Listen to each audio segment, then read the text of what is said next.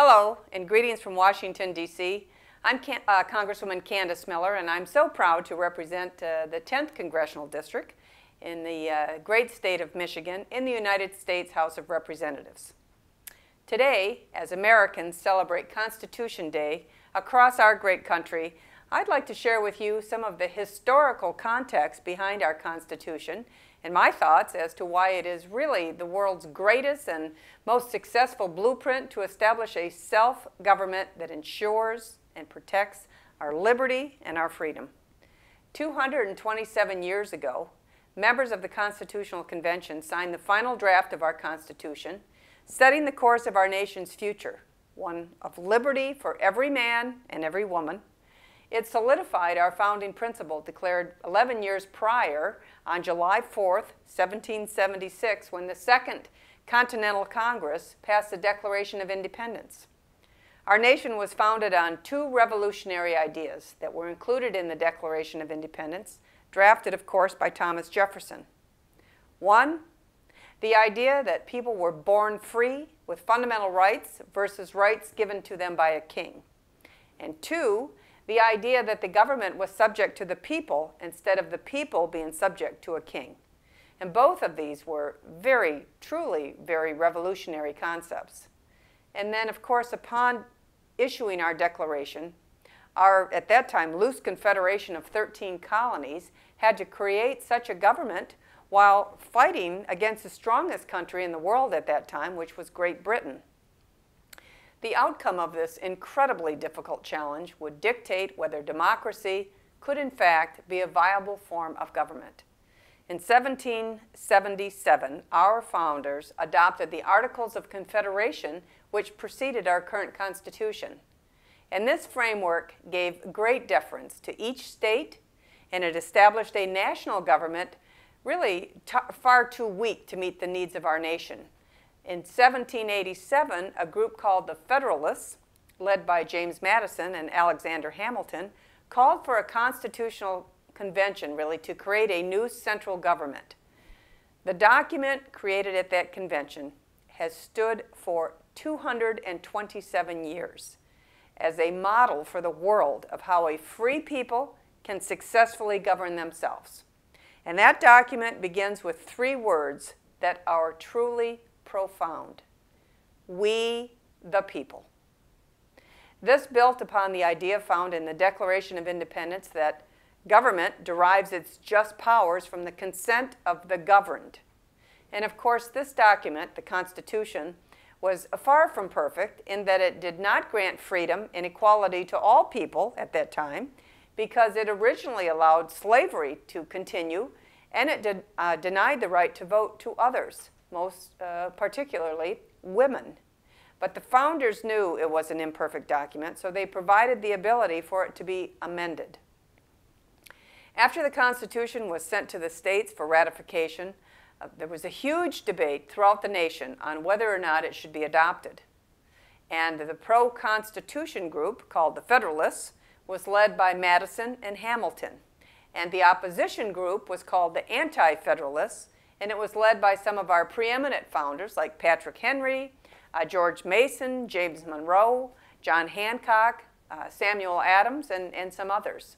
And the debate really raged in pamphlets of the day, published pamphlets and newspapers across the nation, sympathetic to each side, much like the furious debate that we have today on blogs or on websites. But the Federalist group had the support of the two truly national superstars of the time, George Washington and Benjamin Franklin. The Anti-Federalists' main complaint was that the Constitution did not spell out individual rights. So a compromise was reached that one of the first orders of business for the newly created Congress would be to craft amendments to be submitted to the states as a Bill of Rights. And with that compromise, the necessary number of states ratified the Constitution, and our new government was established. And we should all be very, very thankful for both sides, really, in that vigorous debate, because the first 10 amendments approved by the first Congress did indeed establish our Bill of Rights. And this established freedom of speech, freedom of religion, freedom of the press, the right to keep and bear arms, the right to due process under the law, the right to a trial by jury, the right against cruel and unusual punishment, and many others which today we hold as fundamental. And since the addition of the Bill of Rights, our Constitution has been amended 17 more times.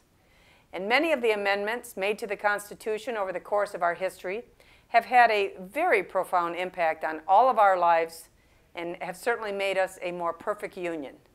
The right to freedom and liberty for all took a giant step forward after the Civil War. Immediately following the Civil War, the 13th Amendment that abolished slavery was adopted.